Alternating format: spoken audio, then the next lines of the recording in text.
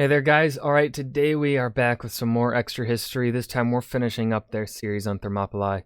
This time, East versus West, Episode 2.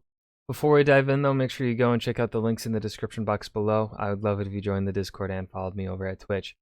We've really got nothing else to add here at the beginning of this video. I really did enjoy the first episode to this. I thought they handled it pretty much as well as one feel like you could reasonably expect for a 10-minute video on Thermopylae, on the build up to the battle itself.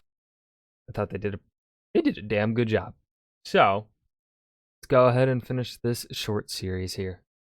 The Delphic oracle had said that a Spartan king must fall in battle or Sparta would burn.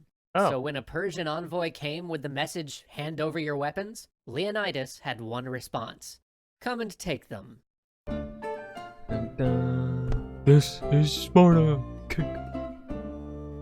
This video is brought to you by Total War Arena, where you can write your own history in Thermopylae. Download the game with the link below and use the code HOPLIGHT for extra goodies. The Persians advanced, 200,000 strong. Leonidas only had an advance force, Okay, so they're going with...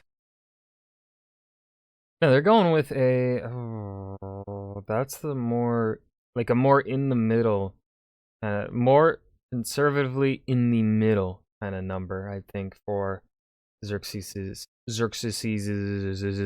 forces. I'm trying to remember the numbers, and I can't really remember the numbers. 7,000 Hellenic allies, men from Thebes, Thespia, and 10 other cities, led by a corps of nearly 300 Spartan hoplites. The main army would follow once the sacred festivals ended, if the advance force was still alive, that is. Though outnumbered, the Greeks had chosen good ground. The narrow pass meant that the Hellenic allies could fight in shifts, resting their reserves while others stood on the front line, shields locked into a wall bristling with spears. Perfect terrain for the phalanx.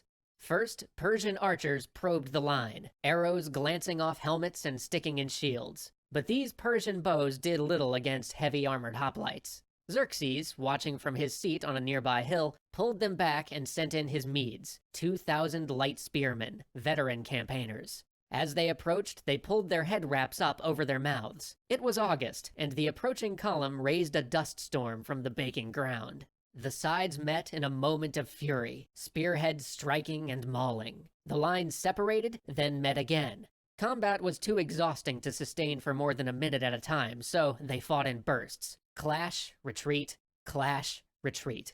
The Medes fell, their wickerwork shields no match for the long hoplite spears. This Persian army, which had subjugated and liberated its way through the Middle East, was used to operating on plains and deserts. They practiced a light, mobile form of warfare that was no help in dislodging a heavily armored phalanx. The pass was just too narrow, the seashore too boggy for their cavalry. Persian bodies piled against the wall. Flies, omnipresent in the Greek summer, began to collect in a humming swarm. But their numbers began to tell. The Greek line retreated, and the Medes, roaring with triumph, followed, breaking formation and raising their spears to the hoplites' unprotected backs. And that is when the Greeks wheeled, a feint. The wall of shields hit the ragged Persian formation and tore into them. From his seat on the hill, Xerxes leapt to his feet, horrified. After several more hours, he withdrew his Medes, frustrated and appalled.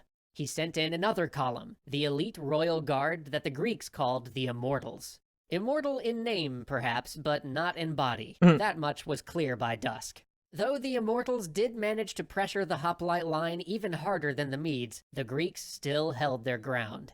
Leonidas had reason to be pleased that night. The line was holding. They were in a good position where they couldn't be outflanked. Except in one spot. On their arrival, locals had told them of a narrow mountain trail that circumvented the pass. To take it, the Persians would have to climb 1,000 meters and travel single file, but it was possible. Leonidas had dispatched 1,000 Phocians to hold this flank, but had failed to send a Spartan officer with them. He needed every man on the front line. Meanwhile, Xerxes tallied his losses. The first day had been expensive. There were more battles to fight after this, and he couldn't drain his elite units just to break these Greeks. He sent messengers to gather the bravest men of each nation in his army and amalgamate them into a single unit. That way, the unit would be an elite one, but the impact would be distributed if it were wiped out. But this was not a question of bravery. The Greeks were just too heavily armored and in too good of a position. By dusk the next day, the best of the Persian Empire were lying dead, with the tactical balance unchanged. And that is when a traitor arrived in the Persian camp, speaking of Ooh, we're already getting to, well, 4 minutes in, yeah, we're already getting to the traitor. Okay. another way. Night comes. The Phocians holding the mountain pass have been sitting guard duty for 2 days. Without a Spartan officer to keep them in formation, they've broken up into an ad hoc camp, and they've posted no sentries. Their only warning is the crunch of dead leaves, and then the immortals are on them. Persians have marched by night, noiselessly scaling the mountain, soft-footed and quick. This is their version of war. The Phocians run.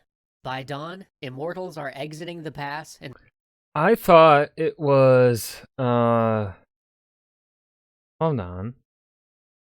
I thought the, I thought the Persians, I remember hearing this somewhere, I can't remember where. I thought, the Phocians, like, their city-state or whatever, Xerxes was feigning a threat, or something, and so they ran to go protect it. That's why they abandoned. And then, like, Leonidas hears about this somehow, and he tells the other city-states to go back to their homes, and then the Spartans stay behind. and forming up behind the That's the one I've Greeks. heard.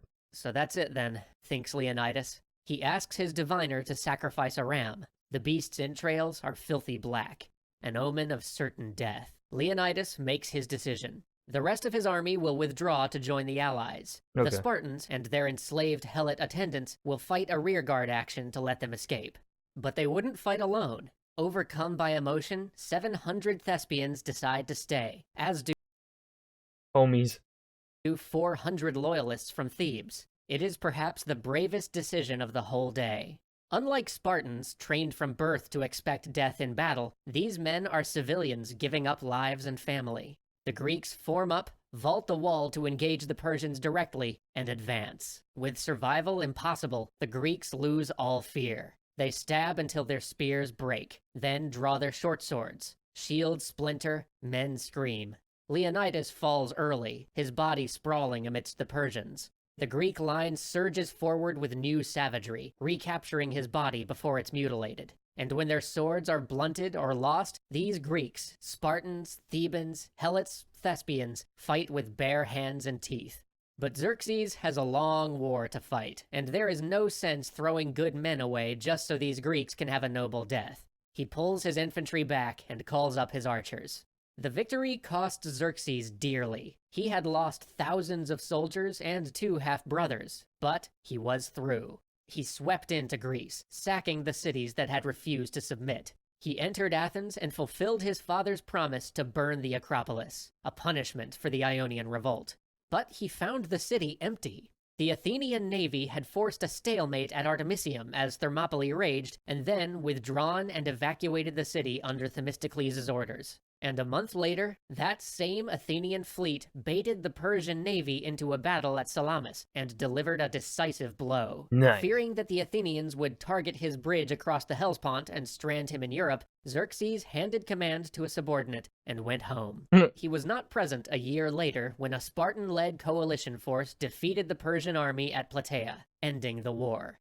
2 great victories. Which demands we ask, why do we remember Thermopylae? Though the Hellenic allies fought bravely, they failed to stop Xerxes, or even hold him long enough to make a We love our doomed heroes. strategic difference. He still burned Athens. Why does everyone know the Greek defeat at Thermopylae, but victories like Salamis and Plataea remain obscure?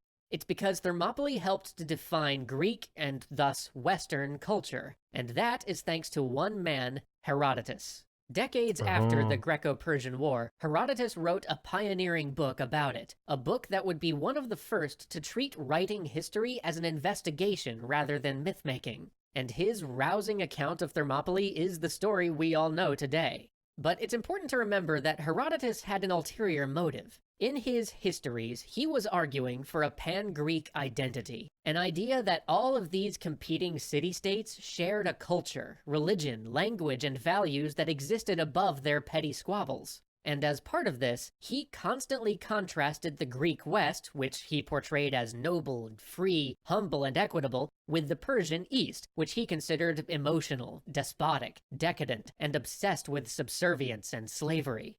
As we saw last episode, that doesn't really reflect the reality of ancient Greece and Persia because, well, nothing's ever as simple as that. But it did prove an attractive story. And that problematic frame, the idea of a global East and West with opposing, incompatible values, persisted in Europe and the areas it settled. And throughout history, the story of Thermopylae would be told and retold as a story of clashing civilizations. In the 1960s, that story became about the Cold War, while the graphic novel 300 reframed it as a story about terrorism. Early Americans fetishized Sparta so much that Alexander Hamilton made fun of it. During World War II, Spartan culture found admirers in both Axis and Allied nations. Some of our retellings even suggest that the Spartans fought to preserve democracy, thereby saving the modern world from being snuffed out, which is almost comical since within a generation of Thermopylae, Sparta actually partnered with Persia to crush Athens and its democracy. The truth is always more complex. This contact between Asia and Europe didn't save what we sometimes refer to as Western civilization, but the melding of its cultures and preservation in history books did help to create it. The open society of Athens survived long enough for later governments to imitate it. Sparta gave many European nations their concepts of service to the state, military professionalism, and mandatory public education. And when Alexander the Great eventually conquered Persia, he was so enamored with its administration and policies that he copied them, spreading Cyrus the Great's ideas of professional bureaucracy and multicultural, tolerant society. No matter where you are, you live in the aftermath of Thermopylae. But it's important to remember, neither of those two sides, Greece or Persia, represent any one of us. We are all the inheritors of both. Okay. This was a good episode. I don't think it wasn't as good as the first part. The first part, I think, did a much better job on discussing deeper context than this. This kind of mentioned it talks about the deeper how to word this, how to really phrase this, because it makes sense in my head, but I feel like the moment I speak it, it's like, no, that doesn't make sense. That's fucking stupid, Ryan. It felt like they didn't really explain the deeper context. They just told us the deeper context, you know? Kind of that vibe I got for this episode instead of the previous one giving, like, explanations and stuff, you know? Like, I would have liked to hear a little bit more on the, more actually about Thermopylae, instead of then the end bit here, more about the battle. For a series about Thermopylae, we got 4 minutes on the battle. Could have been more. But yeah, that was Extra History's Thermopylae series, East versus West. I hope you guys enjoyed. Remember to hit that like button and subscribe for more, and I will see you guys in the next video. Peace.